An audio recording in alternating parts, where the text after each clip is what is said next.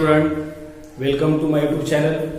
This is lecture number 15 on chapter rotational dynamics, and in this lecture we will see the expression of torque in terms of moment of inertia for the rotating body. Okay, so before starting this concept, we should know what is the torque. As we know, when there is any unbalanced torque acting on the body produces rotational motion. अगर body के ऊपर हम कौन सा भी torque apply करते हैं तो उसकी वजह से, टॉर्क की वजह से बॉडी क्या होती है, रोटेट होती है. सो यहाँ पे क्या होगा, टॉर्क मतलब एक्चुअली क्या होता है पहले हमें ये पता होना चाहिए. अगर यहाँ पे suppose you can see there is one rod, यहाँ पे रॉड है, the rod is attached to this or the, और you can see this is the door and this is the hinges, this is the axis about which that door will rotate. अगर हमें इस rod को और या इस door को rotate करना है तो हमें क्या करना पड़ेगा, इसको फोर्स अप्लाई करना पड़ेगा. सो फोर्स कौन सा डायरेक्शन में अप्लाई करना पड़ेगा हमें पता है. अगर हम इस डोर को रोटेट करने के लिए, just I am showing you here, यहाँ पे suppose this is the fixed axis, यहाँ पे एक फिक्स एक्सिस है और इसको हमें रोटेट करना है. We have to rotate this door about this fixed axis. So we should apply some force here. अगर इसको हमने यहां से अगर फोर्स अप्लाई कर दिया तो उसका कुछ फायदा ही नहीं होगा ना, दिस विल नॉट रोटेट. यहाँ पे फिक्स एक्सिस है, so the direction of force should B tangent. यहाँ पे ये लाइन यहाँ पे अगर हमने खींची, ये रेडियस वेक्टर होगा, इस रेडियस वेक्टर को परपेंडिकुलरली फोर्स अगर हम अप्लाई करेंगे तभी रोटेशनल मोशन प्रोड्यूस हो पाएगी. अगर हमने थोड़ा क्रॉस ऐसा ऑब्लिकली अगर फोर्स अप्लाई करा तो उस फोर्स का टू कंपोनेंट लेना पड़ेगा. One component is the horizontal component, another component is the vertical component. Only vertical component will responsible for the rotational motion. ये वाला जो हॉरिजॉन्टल कंपोनेंट होगा ना, ये हॉरिजॉन्टल कंपोनेंट इस हिंजेस की तरफ उसको पुश करने की कोशिश करेगा तो इसका कुछ यूज ही नहीं होगा.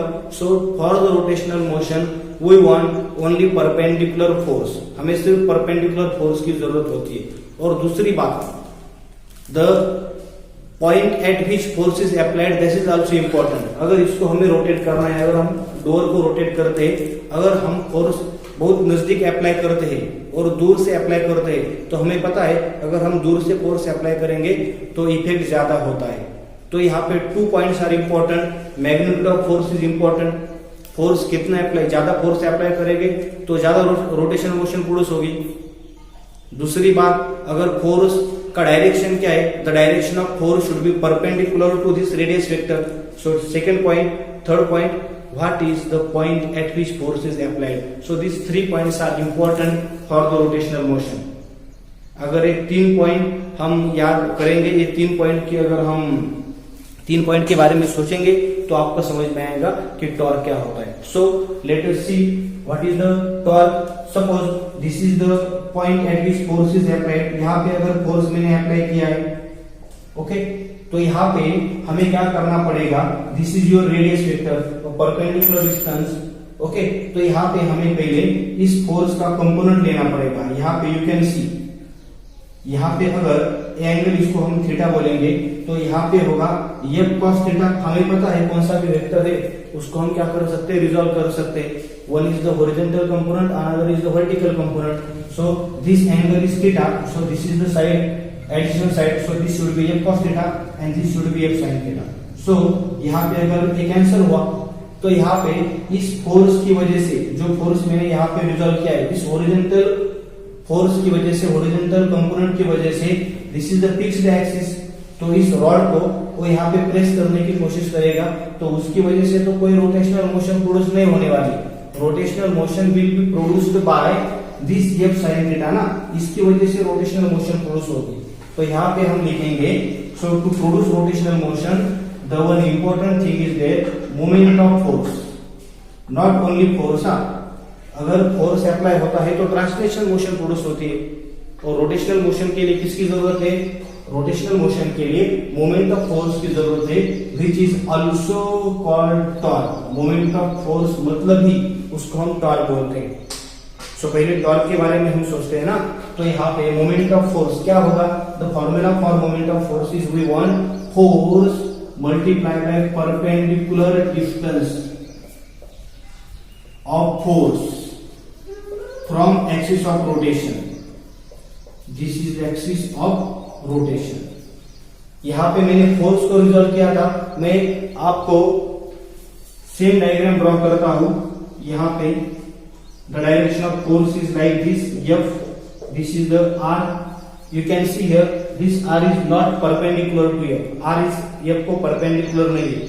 अगर हमने इस फोर्स के लाइन ऑफ एक्शन को यहां से अगर बढ़ा दिया, you can see here this is the line.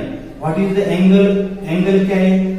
इस फोर्स में और R के बीच में एंगल है theta. So you can draw perpendicular from this point. यहाँ पे अगर हमने एक perpendicular draw किया तो you will understand this is the force. ये देखो यहाँ पे line of action of force is drawn. I am showing you two diagrams. In both the diagrams you will get the same answer. You will get the same result. मैं आपको force, आपको torque क्या है ये बताने की कोशिश कर रहा हूँ. टॉर्क मतलब मोमेंट ऑफ फोर्स क्या है ये बताने की कोशिश कर रहा हूँ. So remember the basic formula of moment of inertia. Remember the basic formula of moment of force. We want that particular force multiply by उस फोर्स का एक्सिस ऑफ रोटेशन से परपेंडिकुलर डिस्टेंस हमें चाहिए होता है. What we want? A perpendicular distance of force from axis of rotation. So this R is not perpendicular. ये देखो, this is the line of action of force. इस line of action of force को R को perpendicular नहीं है, तो which line is perpendicular from the axis of rotation? ये axis of rotation से परपेंडिकुलर ये होगा ना, तो ये हमें फाइंड करना पड़ेगा. सो यू कैन सी यहाँ पे ये थीटा है, तो इस डायग्राम में अगर हमने साइन थीटा लिखा यहाँ पे, साइन थीटा क्या होगा? Opposite side upon hypotenuse. Here this is the 90 degree. So you can see this is the opposite side. So you can see opposite side upon hypotenuse is R. So you can write n is equal to r multiply by sine theta. तो यहाँ पे हम क्या करेंगे? यहाँ पे हम moment of force मतलब टॉर्क का फॉर्मूला लिखेंगे. हमारे पास टॉर्क का फॉर्मूला है force multiply by perpendicular distance. So what is the force?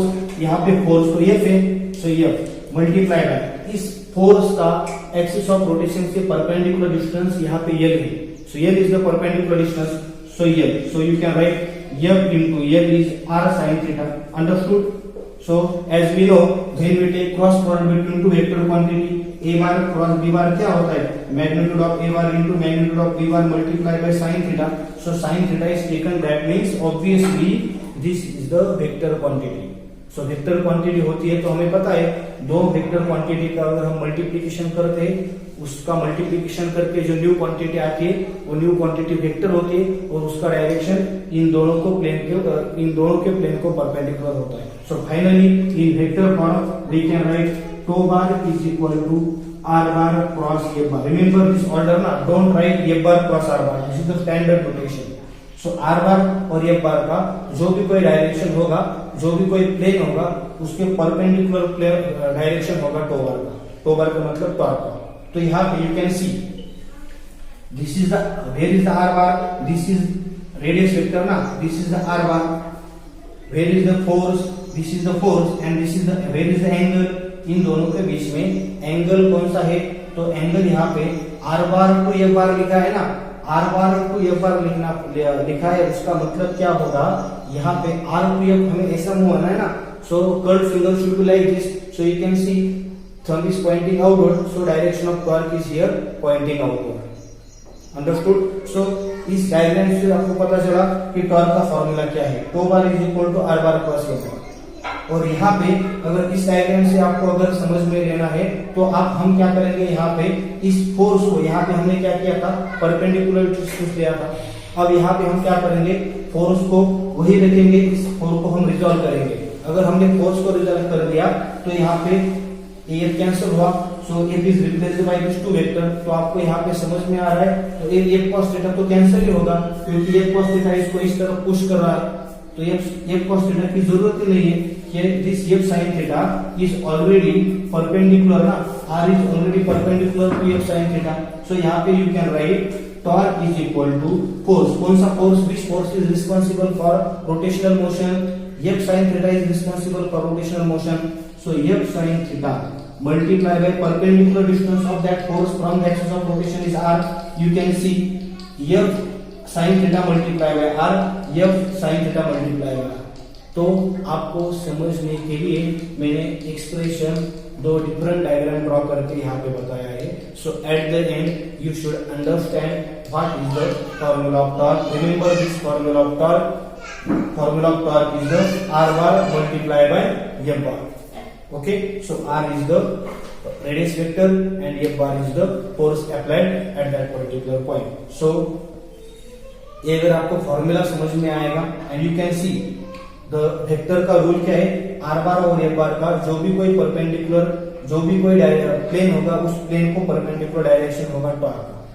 So let us see this expression of the torque in terms of moment of inertia. To produce rotational motion, we want moment of force, and what is the basic definition of moment of force? The force multiplied by perpendicular distance from the axis of rotation. Moment of force is also called torque, and the expression of torque is this. So we are starting from expression of torque from here. इस expression को लेके हम क्या करेंगे, इस expression को derive करने की कोशिश करेंगे. So let us start. आपको I think you should have understood what is the definition of torque. Okay, so let us start. यहाँ पे हमें कौन सा definition देखना है. So we want to find the relationship between the torque and moment of inertia. So here, as we know, given body rotates, half of the line is pointing outward, half of the axis is pointing inward. So axis is like this. A given body is made up from large number of particles. So I am showing here M1, M2, M3, M4, Mn. All these are the small particles. Okay, so R1, R2, R3, R4, Rn. R1. All these are the perpendicular distances. हमें perpendicular distance की जरूरत थी torque के लिए. और यहाँ पे R1, R2, R3 all these are the perpendicular distance. perpendicular distance तो है. तो टॉर्क के लिए हमारे पास फॉर्मूला है torque is equal to R bar cross F bar. So what is the magnitude of torque? Magnitude of torque is tau is equal to R into F into sin theta. You can see theta is the angle between R and F. Here to rotate given body, force should be applied in this direction. अगर इस direction में अगर force apply करेंगे तो यहाँ पे इस force में और इस R में एंगल होगा 90 degree. If the angle is 90 degree, when you put theta is equal to 90, we know sin 90 is 1. So just we can take the magnitude is equal to tau is equal to R into F. Understood?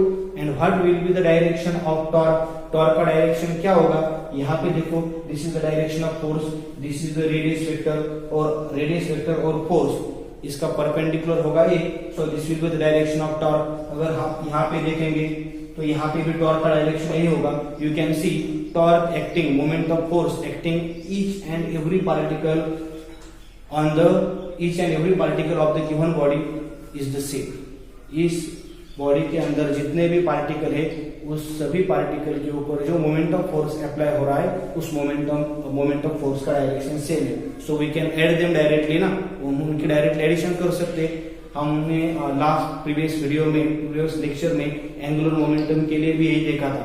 सभी particle का angular momentum का direction same था, उसकी वजह से हमने सभी angular momentum की एडिशन करी थी.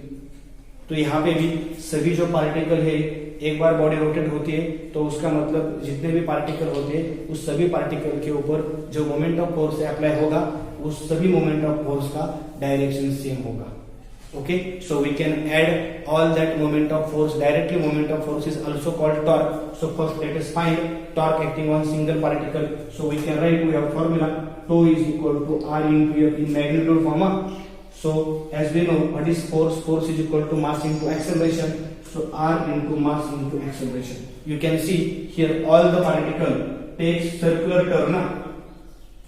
All the particle, जो भी particle है वो circular motion produce करेंगे because the motion of whole body is rotational motion. As we know, when body rotates, that means all the particle of the body produce which motion? Circular motion. So you can see हमारे पास linear acceleration और angular acceleration के बीच में एक formula है. So we have relation A is equal to R alpha. Alpha is the angular acceleration r is the radius and a is the linear acceleration. You should know this expression. So instead of this linear acceleration, you can write r alpha. So I am extending the expression r into m into what is a? A is equal to r alpha. So at the end, this expression is reduced to m is there, r becomes r square alpha.